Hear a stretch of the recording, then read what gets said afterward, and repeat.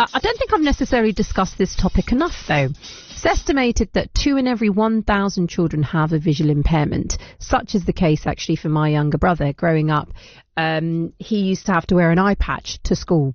He was born with cataracts in his left eye, and up until the age of 11 years old, it meant that he had a very strong visual impairment. At times as a young kid, he'd walk into walls, bless him, because he just couldn't see from his left eye.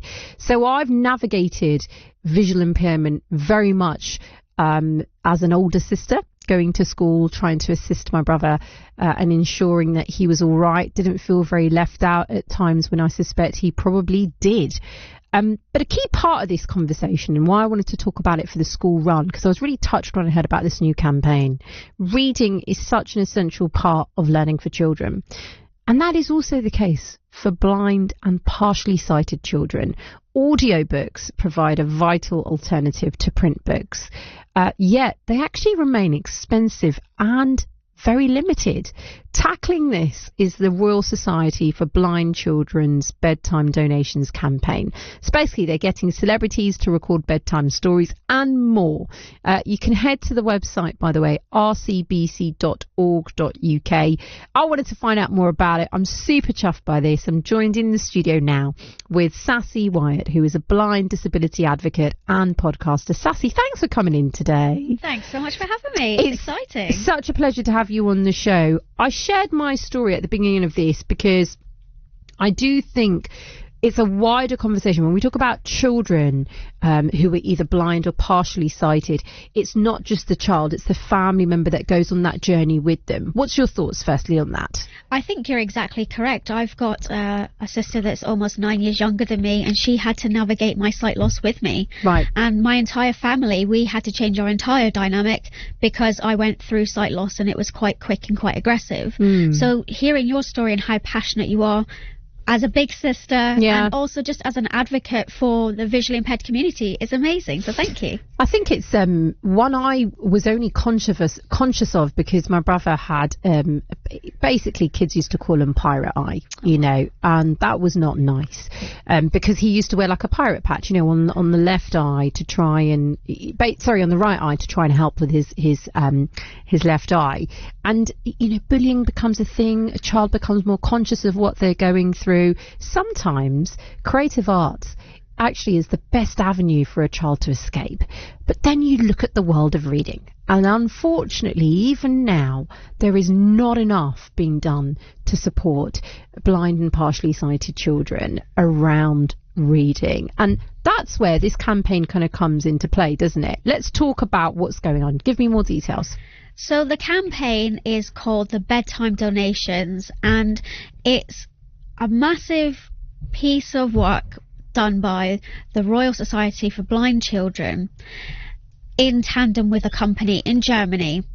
And we are trying to get as many people to read and donate their time by reading bedtime stories so that blind and visually impaired children have access to bedtime stories just like non-disabled children do. And what's really exciting is that it is for visually impaired children, but because it's a worldwide app, it means that any child could actually access and listen to the books as well. So you've got all the classics, and there's so much to choose from listening to them. But what's really exciting is that we're asking people to donate their time in reading a story. I love this because it could be, you might even think, well, hold on, I haven't got a great voice. It doesn't matter. You just got to read the story, essentially. Yeah, exactly. And I think if you have children of your own or family members that are younger, you automatically do have a bit more of an emphasis when you're explaining things and describing the world around, especially through books. And for me, as a blind person, I love audiobooks, but audiobooks aren't fully accessible, and at least they're not affordable for all parents and for all partially and visually impaired children, because an audiobook could cost anywhere between $15 and $17.99, whereas the same book you could pick up in a store for £5.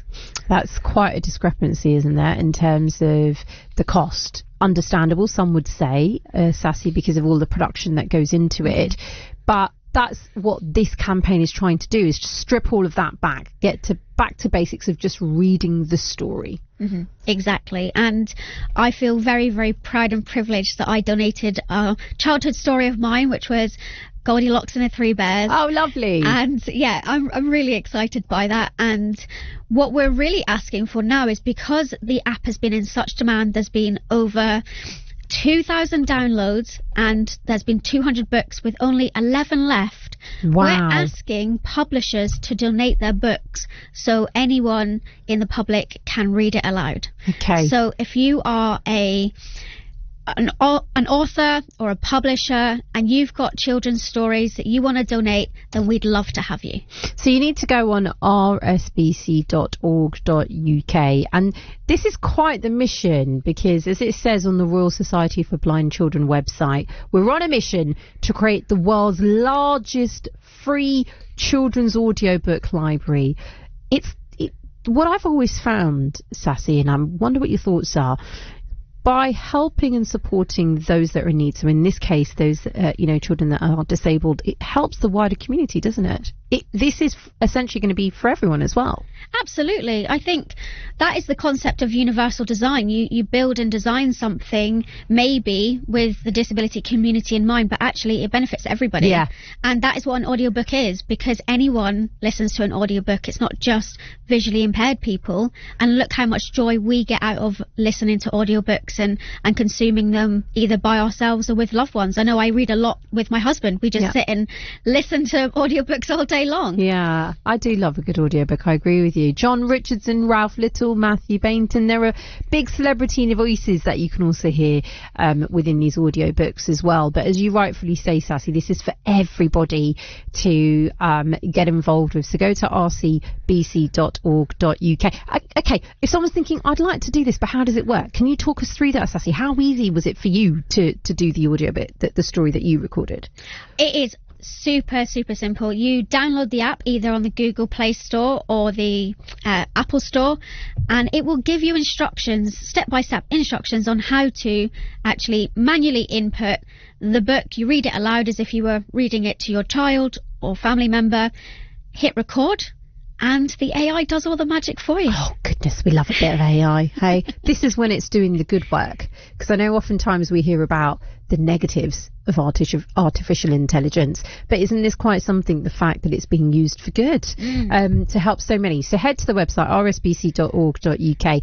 Whilst I've got you, I really did want to talk to you as well, Sassy, because I know, you're very vocal around your own experience. With visual impairment, but you also, as a blind disability advocate, talk about how it affects individuals on a day-to-day basis. I think sometimes, Sassy, living in London, we do get really drowned out by the humdrum of life, whether it is getting to work, paying the bills, what's the latest in the world of politics. I wonder, from your perspective and the advocacy work you're doing, are young London children's voices being heard, those that are visually impaired and blind? What is it like for young, blind children living in London, essentially? I think we are so fortunate that we have great supportive charities like the RSBC and RNIB and Guide Dogs, and there's so many ways in which children with visual impairments can access charity support.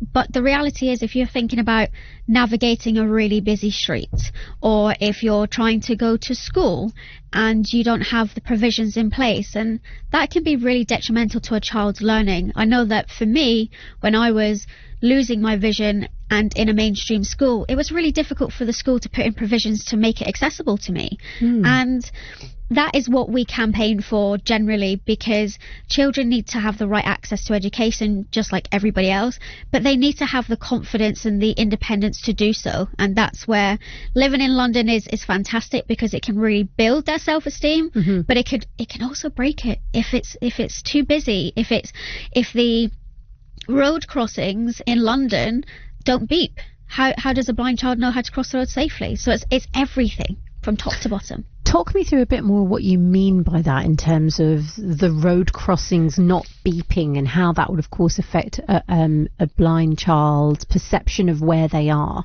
when crossing the road? Absolutely. So if you get to a crossing anywhere in London, there'll be this bumpy stuff under your feet. We call it blister paving. And then you have the pedestrian crossing box. You push that and you will be able to see if you're sighted, the red man or the green man. And obviously when it's green to go, you know visually it's good. But underneath the box is a spinning cone. And that will spin when it's green, but also it will beep out loud. In certain intersections, like a four-way intersection where traffic can come from either angle, then it won't beep. But generally, I have crossed lots and lots of roads in London where it hasn't beeped and the cone hasn't spun, and that can be very, very dangerous. And I'm an adult, so imagine a young visually impaired child trying to do that whilst building up their independence and confidence as a young person.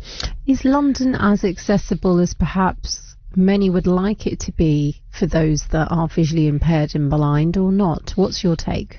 I genuinely believe that London is a very accessible city for visually impaired people. However, I think it's down to society with the Lime bikes and the e-scooters. Put them back. Don't just dump them on the floor, because that actually is a tripping hazard. Don't park on pavements. Give way if you see a visually impaired person coming down the street, or just say, I'm just stepping off to the side.